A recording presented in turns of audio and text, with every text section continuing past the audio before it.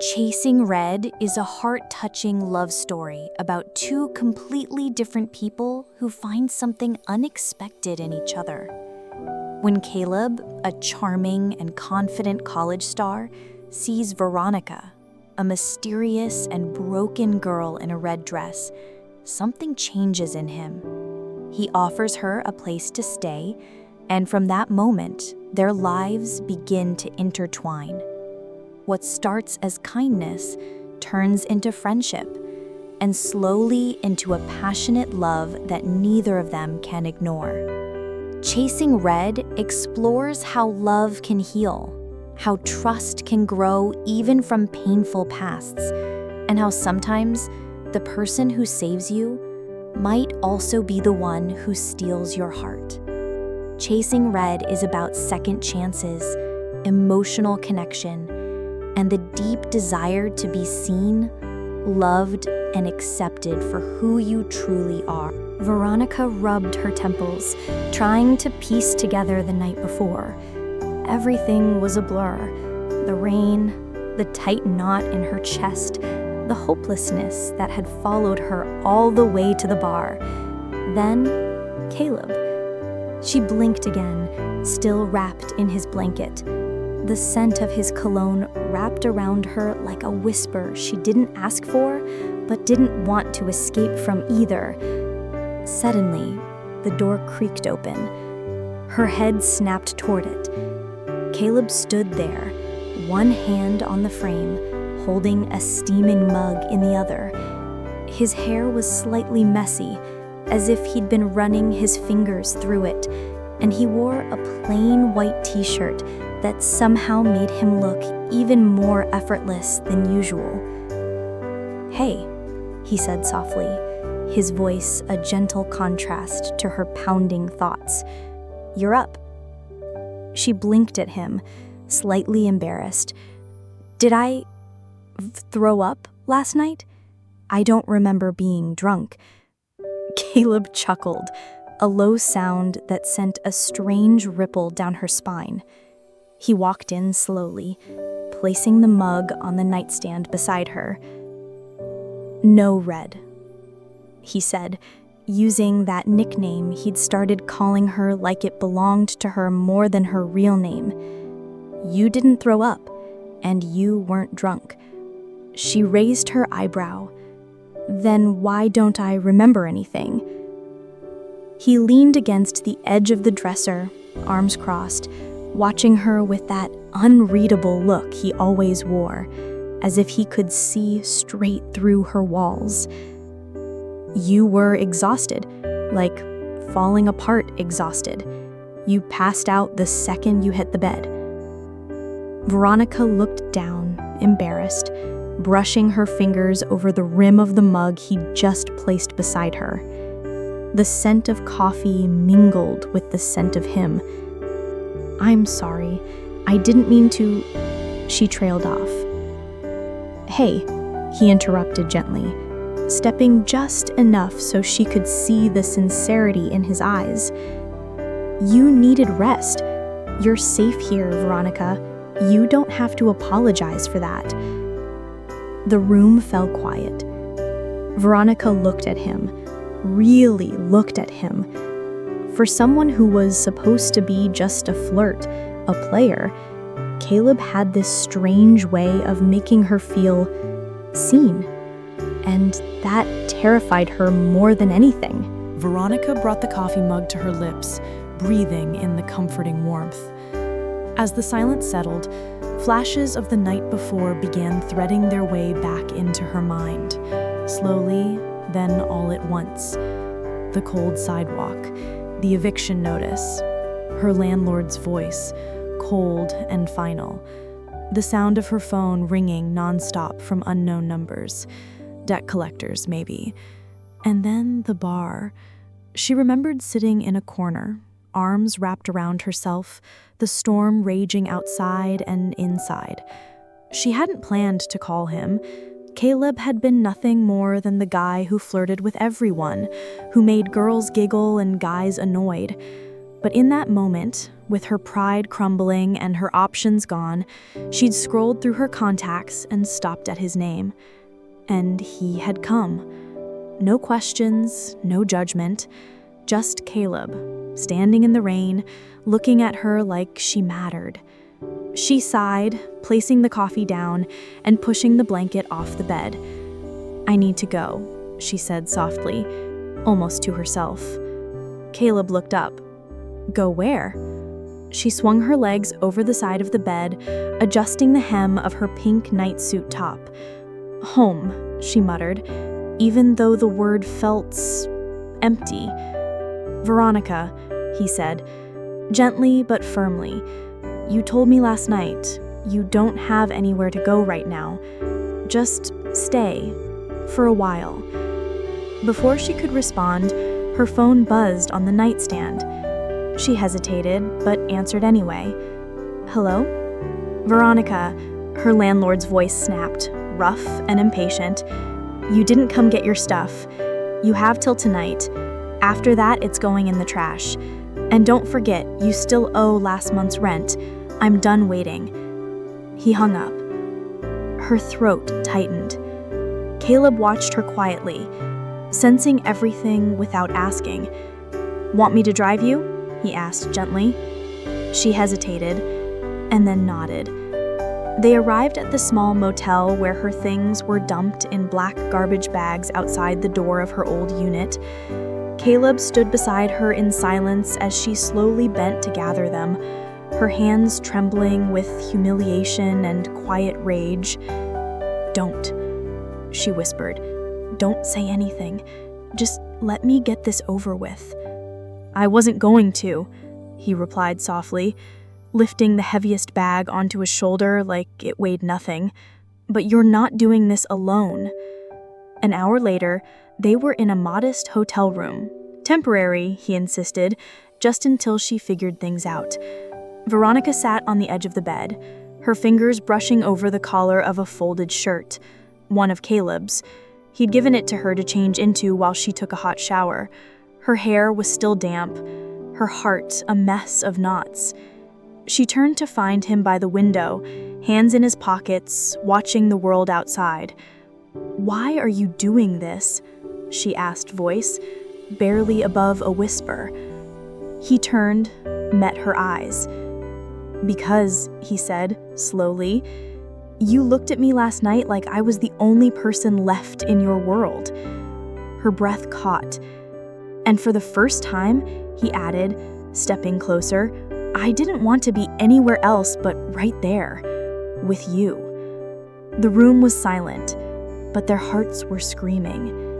She didn't say a word, just stood, slowly walked toward him, and let her forehead rest gently against his chest. And for the first time in weeks, Veronica didn't feel like she was falling. She felt like she was being caught. He didn't speak right away. Then his voice, low and calm, came like a quiet storm. "I've been scared too, of getting close, of caring too much, because people leave, and when they do, it wrecks you." She turned her face toward him.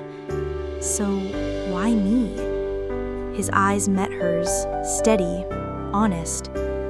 "Because you looked like you were trying so hard to be strong, it made me want to protect the part of you you're hiding." That did something to her. Veronica's heart fluttered wildly in her chest. Her eyes stung a little. No one had ever said something like that to her. No one had seen through her like that. She looked down at their hands again, still resting between them, fingers occasionally brushing, like two people too afraid to hold on, but more afraid to let go. Then slowly, her fingers closed around his.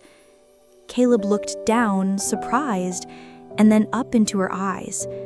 Her voice was barely a whisper. "Don't let go."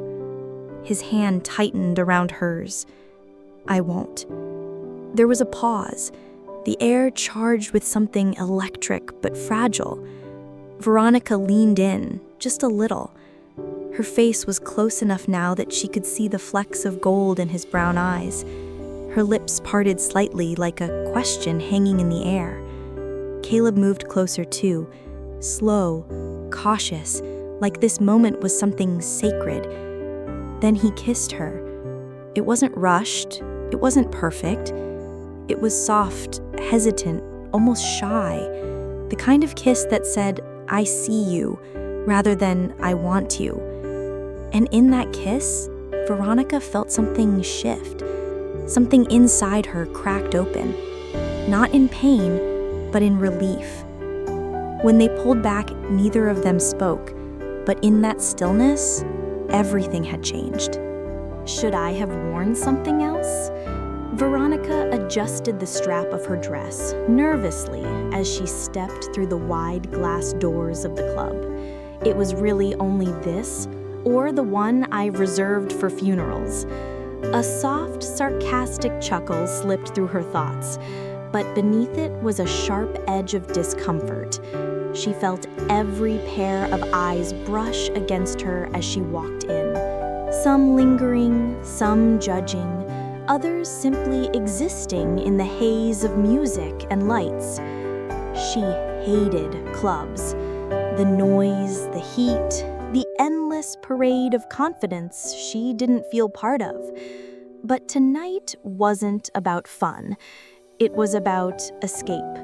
She was tired, not just physically, but the kind of tired that settled into your bones when life had stripped everything away. Her rent was overdue. Her savings were gone. Her pride? She wasn't sure it even existed anymore. But the pink dress still fit. It clung to her curves, soft and simple. Not flashy, not bold, just enough. She wasn't trying to stand out. She was just trying not to disappear. The bar glowed like a beacon at the far end. Her heels clicked against the polished floor as she moved toward it, weaving past laughter, perfume, spilled drinks, and whispers. Every step screamed, "I don't belong here." But she kept walking. She found a stool and sat down, ordering a drink she could barely afford. Not to get drunk, but just enough to silence her thoughts. Just enough to feel invisible for a while. Her fingers brushed the rim of the glass as she stared into the golden liquid. Then she felt it, a presence, warm, quiet, intense.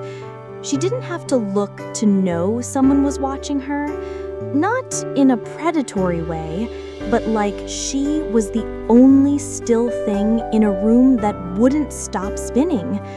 And then he spoke. "Pink suits you." She looked up, and there he was. Tall, magnetic, and dangerous in a way that made her heart stutter. Caleb Lockhart, the campus heartbreaker, the golden boy, the guy everyone wanted but no one ever touched in the right way. What was he doing here? What did he want from her? Veronica didn't know it yet, but that single moment, that quiet exchange in a loud room, was the beginning of something unstoppable. Not just a flirtation, not just attraction. It was the start of a fire. The kind you don't see coming until you're already burning.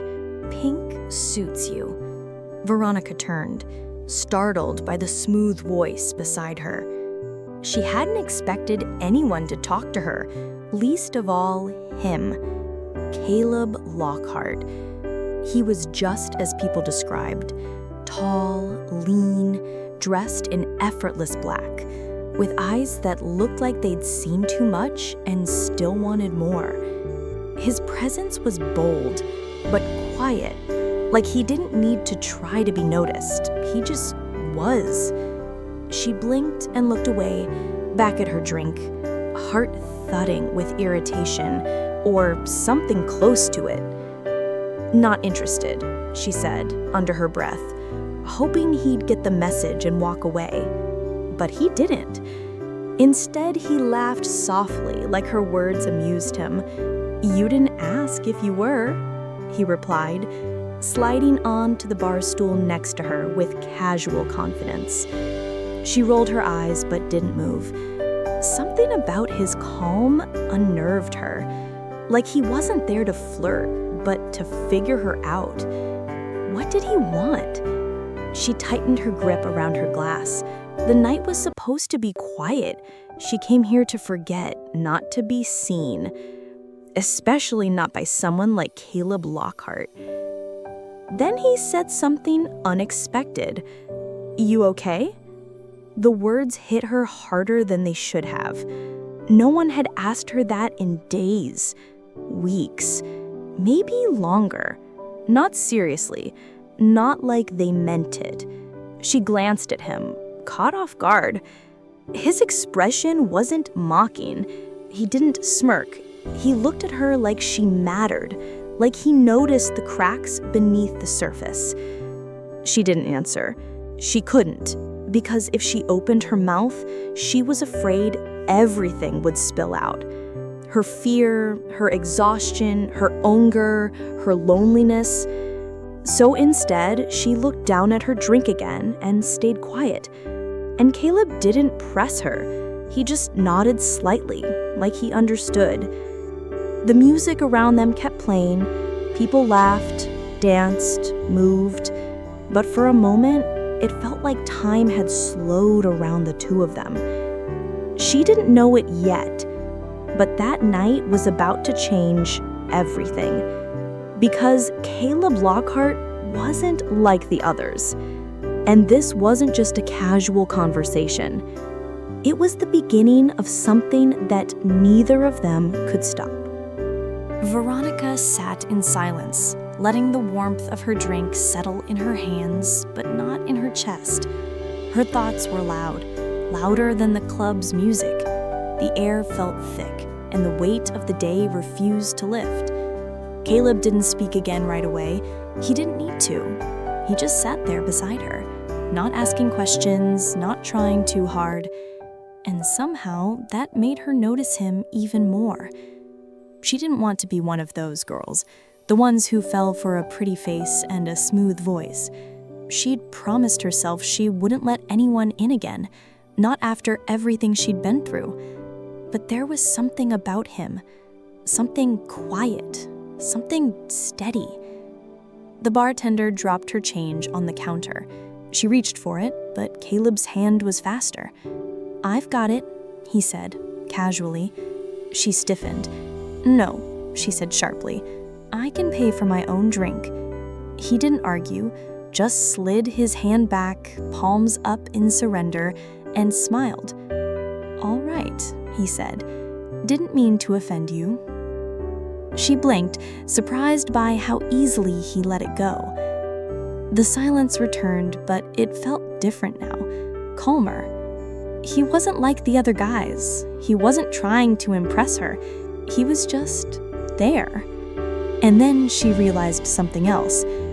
She didn't want to be alone when she walked out of that club. Not because she was scared, but because she was tired of carrying the weight of everything by herself. She took a deep breath and stood up. "I'm leaving," she said. Caleb stood up too. "I'll walk you out." She hesitated. "You don't have to." "I want to." She looked at him again, trying to find some kind of game in his eyes, some motive. But there was none, just that same quiet calm. Outside, the night was cooler than she expected. The streets were slick from a recent rain. Neon signs glowed against wet pavement, and the city buzzed around them in a blur of headlights and sirens. They walked side by side without speaking. It wasn't uncomfortable. It was strange, easy, and that scared her more than anything. When they reached the corner, she paused. Her shoulders tensed again. Caleb looked at her. "Where's your car?" She didn't answer. "Did you walk?" he asked gently. Her silence was answer enough. He didn't push her. He simply nodded toward his black car parked down the block. "Let me give you a ride." She shook her head, stubborn. "I'll be fine." "Maybe, but I'll feel better if you're not out here alone at night." She hesitated again. Everything in her screamed to say no, but she was so tired, and she couldn't pretend anymore. So she nodded. Caleb didn't smile in triumph. He didn't say anything smug. He just walked ahead and opened the passenger door for her like it was the most natural thing in the world. And for the first time in a long time, Veronica let someone help her. She didn't know where it would lead. She didn't know why she trusted him. But in that moment, under the soft streetlights of a restless city, Veronica made a quiet choice: to stop running, at least for tonight. The ride to his place was quiet. Veronica stared out the window, watching the city blur past in streaks of red and gold. She could feel his eyes flick toward her every few seconds, but he didn't speak, and she didn't either. She didn't know what she was doing. Everything about this night felt surreal. It was the kind of night that didn't belong to her, the kind that belonged in someone else's life, someone who wasn't barely holding it together. His car was warm, clean. It smelled like him, faintly of mint and some expensive cologne she couldn't name. Everything about him felt controlled, but not cold. He was calm, like nothing could touch him. They pulled into the underground parking of a modern high-rise, the kind with big glass windows and expensive silence. Veronica stepped out of the car slowly. She felt out of place in her cheap pink dress and tired eyes, but Caleb didn't look at her like she didn't belong. He walked beside her, close but not touching, his hands casually in his pockets as he led her to the elevator. The ride up was quiet, the air between them thick with questions neither of them asked. When they stepped into his apartment, she blinked. It was beautiful. Clean, modern, with dark wood floors and huge windows that looked out over the city skyline. The lights were soft and warm, and everything smelled like fresh linen and something spicy. She stepped inside slowly, careful not to touch anything. "You live here alone?" she asked quietly. Caleb nodded. Yeah, of course he did. He moved to the fridge, pulled out a bottle of water, and held it out to her. She took it. "Thanks." There was an awkward pause.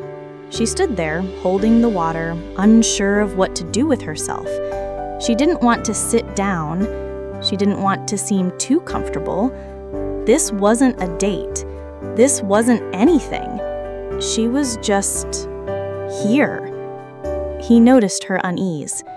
"You can sit," he said calmly. "You're safe here."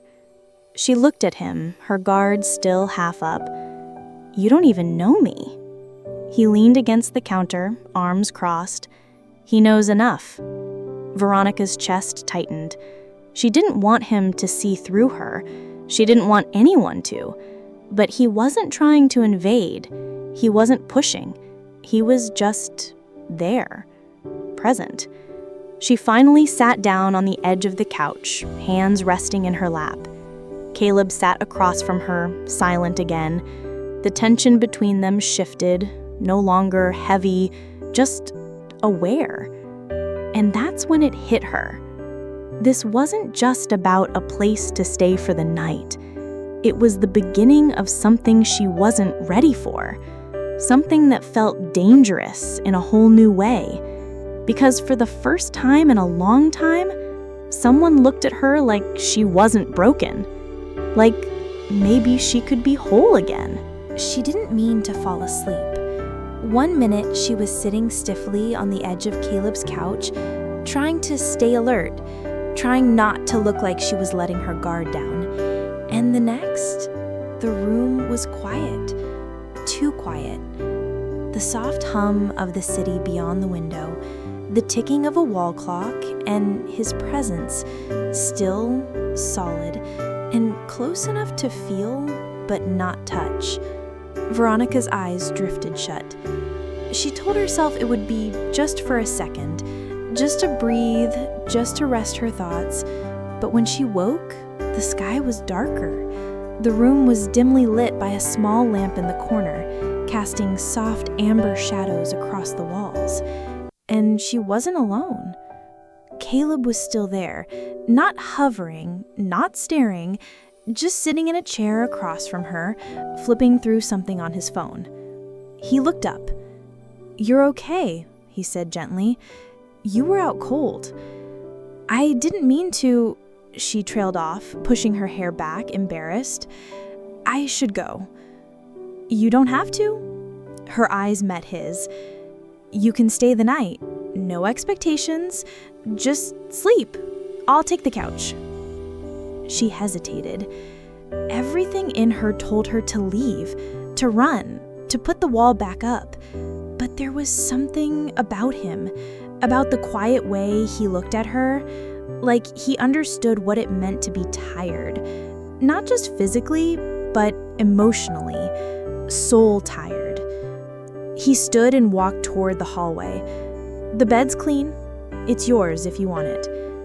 She watched him disappear into the shadows, heard the soft creak of the cushions as he settled into it without another word, and somehow she believed him.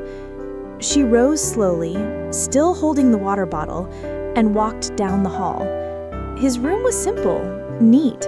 A large bed, soft gray sheets, no clutter. The kind of room that didn't scream for attention, just offered peace. Veronica stood in the doorway for a moment before stepping in. She lay down carefully, still in her dress, staring up at the ceiling. Her chest ached, but not in the usual way.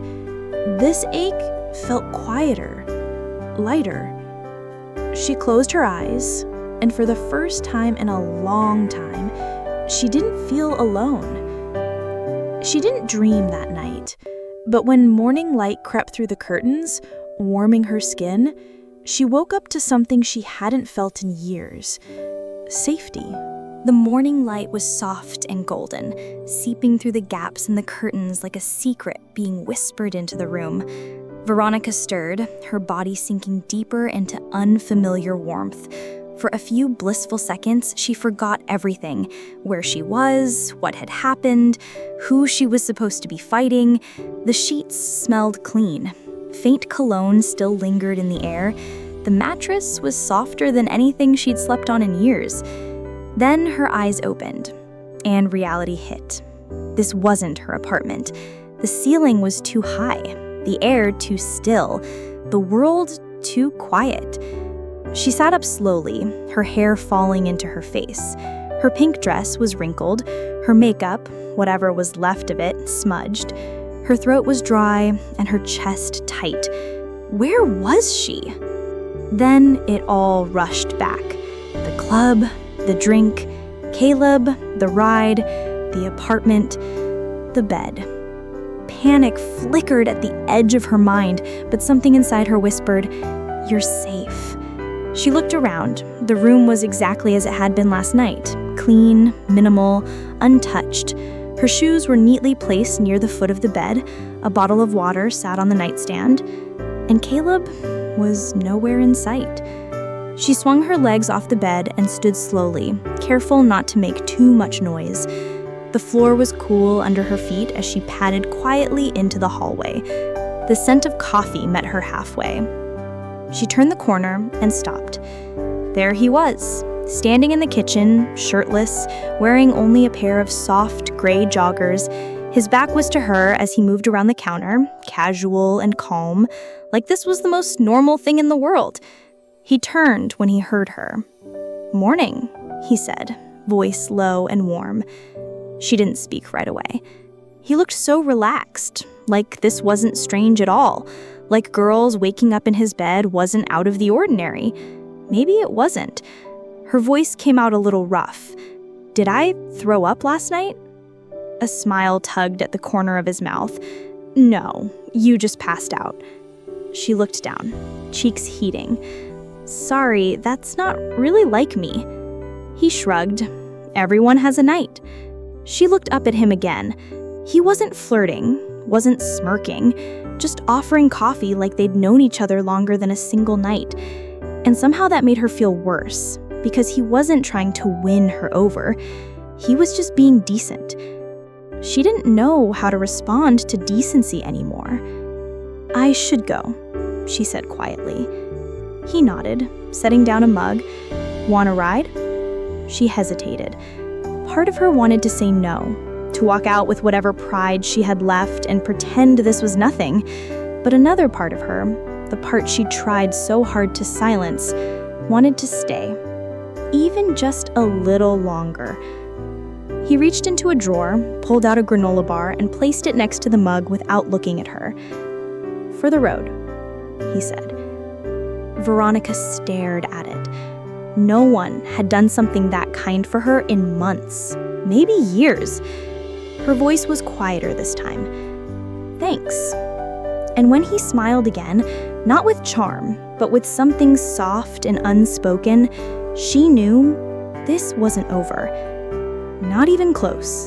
Veronica held the coffee mug in both hands, sipping slowly as Caleb moved around the kitchen. He didn't rush her.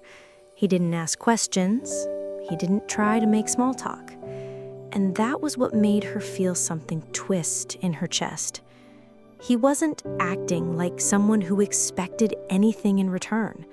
No pressure, no jokes, just silence and space. After a few minutes, she set the mug down and nodded. "I'm ready." He grabbed his keys without a word, and they walked out together. The drive was quiet. Not the awkward kind of silence, the kind that was full of everything you didn't know how to say. Veronica stared out the window. The city passed by slowly. Buildings, buses, people rushing through their lives. But inside the car, everything felt still. She could hear the faint hum of the engine, the low bass of whatever song was playing quietly through the speakers. It was peaceful, almost too peaceful. She wondered if he was going to ask her anything. Her name, her number, why she ended up at the club alone. But he didn't. And that made her glance at him again. He had one hand on the wheel, the other resting casually near the gear shift. Calm, focused, like he wasn't expecting anything from her at all. She spoke before she could stop herself. "You're not like I thought you'd be." He raised an eyebrow, not taking his eyes off the road. "And how did you think I'd be?" She shrugged, embarrassed. "Arrogant, loud, like all the rumors say." He smiled faintly. "I can be, just not with everyone." That answer stayed with me longer than it should have. When they pulled up in front of her building, Caleb shifted the car into park but didn't turn off the engine. I unbuckled slowly. "Thanks for the ride," she said, her hand on the door handle. He nodded. "Anytime." She hesitated. There were things she wanted to say, maybe even questions she wanted to ask. But the wall inside me, the one she built to protect herself, was still too high. So she stepped out. And before she could close the door, he called after her. "Red." She looked back, surprised. He smirked just slightly. "Pink suits you, but red would look even better." Then he pulled away. I stood there, stunned, watching his car disappear down the street.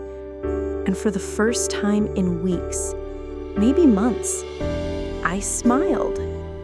It wasn't a big smile. It didn't fix anything. My rent was still due, my life was still a mess. But something had shifted. The night hadn't gone how I expected, and neither had he.